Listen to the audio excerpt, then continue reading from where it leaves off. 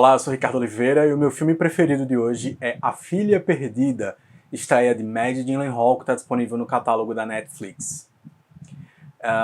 Esse retorno do meu filme preferido vai ser bem mais despretensioso do que era para quem está aqui desde antigamente. Já faz 7 anos, quase 7 anos que o meu filme preferido existe, teve sua primeira temporada e que depois eu não consegui seguir em frente, mas agradeço muito a quem foi chegando aqui aos poucos, porque surpreendentemente tem mais inscritos hoje, assim, que foram chegando aos poucos com os vídeos antigos do que lá naquela época.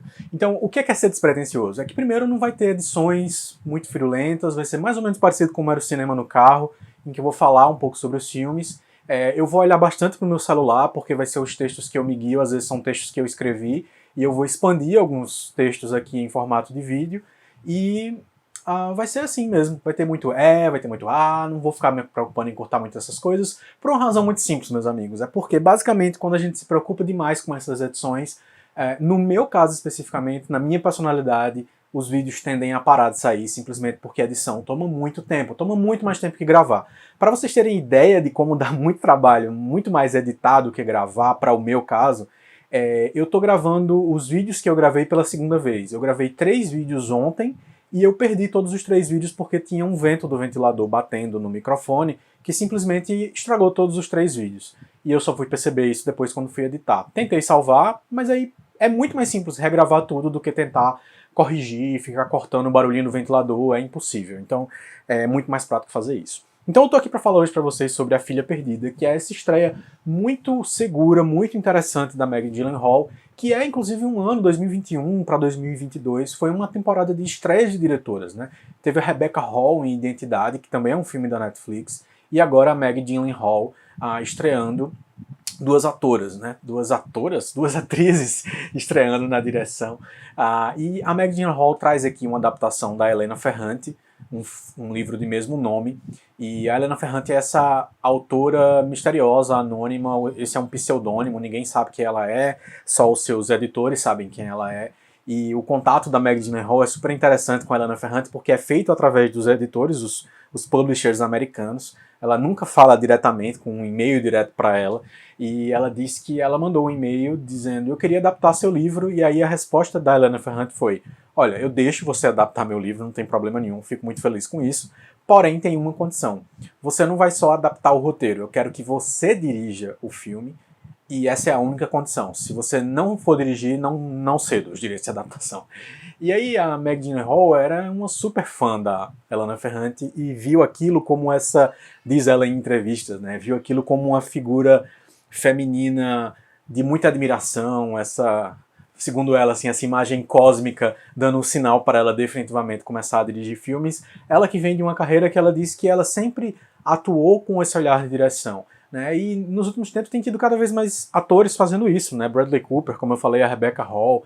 A gente já teve o caso clássico do Clint Eastwood, que vem dirigindo e atuando ao mesmo tempo, muitas vezes num filme em que ele é o protagonista durante várias décadas aí. E Mel Gibson também, enfim, George Clooney, vários atores, atrizes que escolheram dirigir e tem feito isso muito bem, tem saído muito bem.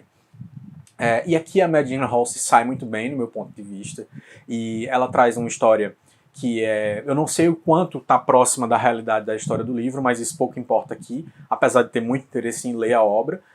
Basicamente é a história de uma professora de literatura comparada, interpretada pela Olivia Colman, que, passando férias numa ilha grega, encontra com um outro grupo de americanos. Eu não sei bem se ela é americana ou britânica, mas ela mora nos Estados Unidos e vai ali para a Europa passar umas férias sozinha. Ela já é uma mulher aí de meia idade, lá para perto dos seus 60 anos, e que encontra com esse grupo através especificamente de uma jovem chamada Nina, que é interpretada pela Dakota Johnson. A Nina tem uma filhinha de uns 10 anos de idade e em um determinado momento essa filha desaparece. Ela é rapidamente reencontrada, não vou explicar as circunstâncias, mas o que some no final das contas é a boneca da menina, da filha da Nina, né, da menina que chama Helena, por sinal, no filme. E aí, esse sumiço faz com que exista um encontro entre elas duas, que traz um encontro de bastante empatia entre elas duas, e que faz com que a história delas não seja só intrincada por esse encontro, por essa empatia, pelo fato de elas estarem passando férias no mesmo lugar, mas também porque faz com que a Leda comece a rever e a lembrar, né, e o filme vai tendo vários desses flashbacks sobre a sua vida passada e a relação dela com as suas filhas e com seu marido. O que acontece aqui é que o filme vai ser uma montanha-russa de diferentes camadas, emoções, diferentes contextos que vão fazendo com que a gente pense sobre essas coisas. Sobre esse passado da Leda, sobre a relação dela com o mundo, a relação dela com o trabalho dela. E essa montanha-russa muitas vezes vai trazer a Maggie Gyllenhaal, vai trazer a sensação de ser um filme, um drama de personagem tradicional, em que um personagem vai enfrentar uma luta pessoal. Às vezes vai ser a sensação de que a Leda está vivendo um drama de tensão social por causa de conflitos que acontecem entre ela e a família da Nina, especialmente com a sogra e com o marido da Nina.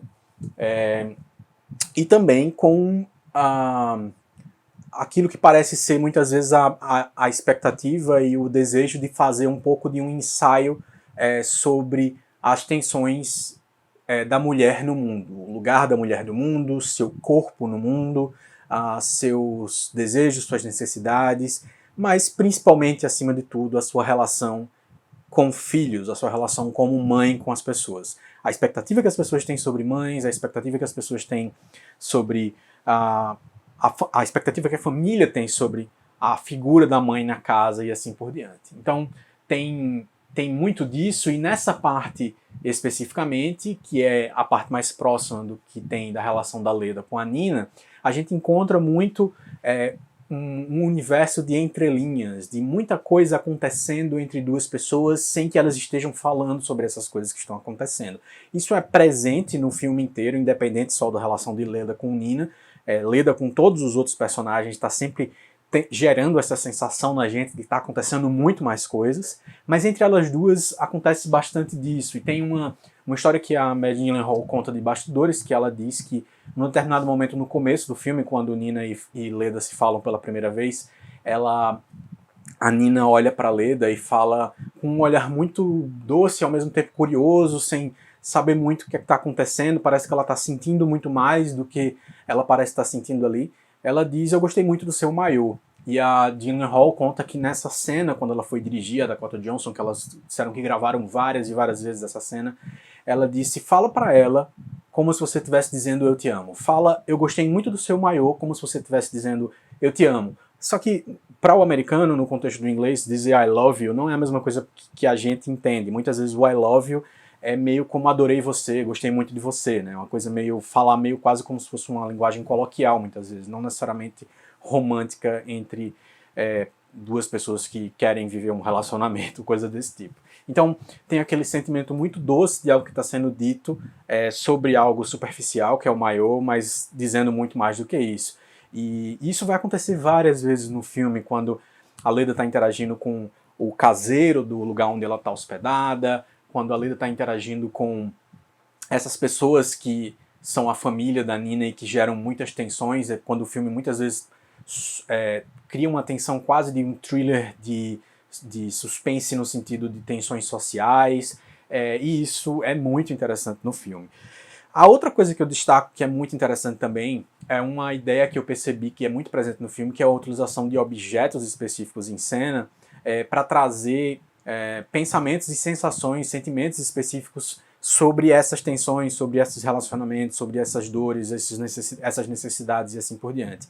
Me fez pensar muito sobre a teoria dos objetos inanimados, que é uma teoria que aparece num livro de ficção chamado O Homem no Escuro, escrito pelo Paul Auster, que ele dizem que muitas vezes a narrativa cinematográfica utiliza objetos para contar histórias dentro de histórias, ou trazer sensações dentro dessas histórias, ou para representar muito mais do que está sendo dito, né? São as laranjas em Poderoso Chefão, no final lá do primeiro Poderoso Chefão, o relógio em Era Uma Vez em Tóquio, são os bonecos de O Virgem de 40 Anos, ou os brinquedos em Toy Story 3, quando chega ao final de Toy Story 3, que quem não chorou não tem alma. E aqui nesse caso são também laranjas, né? Falei do Poderoso Chefão, mas também são laranjas mas especialmente a própria boneca que some, né? Esses dois objetos, a laranja é um pouco mais direto, que você entende na relação dela com as filhas, mas a boneca especificamente parece dizer muito mais, parece contar muito mais e parece trazer uma sensação muito maior. São dois objetos extremamente importantes para a narrativa seguir, mas não no sentido de desdobramento de personagem, mas no sentido de desdobramento daquilo que a Maggie Gyllenhaal está querendo dizer com o filme. Então, é muito importante você prestar atenção em como que esses objetos vão servir para que certas coisas aconteçam dentro da narrativa no final do filme especificamente. E aqui eu não estou dando nenhum spoiler, é simplesmente algo para você prestar atenção, porque o que acontece não importa necessariamente, é muito mais sobre o sentimento que você tem sobre esses objetos mais para o final do filme. Então, eu acho que o filme tem alguns pequenos atropelos em relação aos flashbacks, em relação a alguma coisa de edição, que muitas vezes rola uma sensação de que alguns personagens estão fazendo algumas coisas um pouco gratuitas. Eu acho que às vezes essa foi a intenção, mas às vezes não ficou necessariamente bem amarrado em termos de montagem para a gente entender mais claramente o porquê disso. Mas talvez seja o tipo de coisa que se resolva numa segunda vista, numa segunda visita ao filme, porque eu só assisti uma vez, então eu estou fazendo isso aqui uma ponderação só de primeiras impressões. Eu acho que se você gosta de dramas ao estilo do cinema de James Gray, como em Amantes, aquele belíssimo filme com Joaquin Phoenix, ou você gosta de Pontes de Madison, de Clint Eastwood, ou você gosta, de repente, do Cachê, de Michael Haneke, o Michael Haneke, eu sei lá como se fala o nome dele, você vai conseguir encontrar um filme bem interessante para você assistir. Não é um filme leve, é um filme que com certeza deixa você bastante tenso ao final, e dependendo, de repente, se você for mãe, você pode acabar saindo com uma sensação até bem pesada no final do filme, mas vai valer muito a pena essa experiência. Eu espero que vocês tenham gostado desse vídeo, não esqueça de deixar todo o seu carinho, toda a sua, o seu feedback, seja nos comentários, seja você sabe como aqui no YouTube. Então, se você quer me acompanhar falando mais de filmes, ou vendo tudo que eu assisto, tudo que eu escrevo, tem como você me seguir lá no Letterboxd e outros links que estão disponíveis aqui na descrição. É isso, valeu, até a próxima.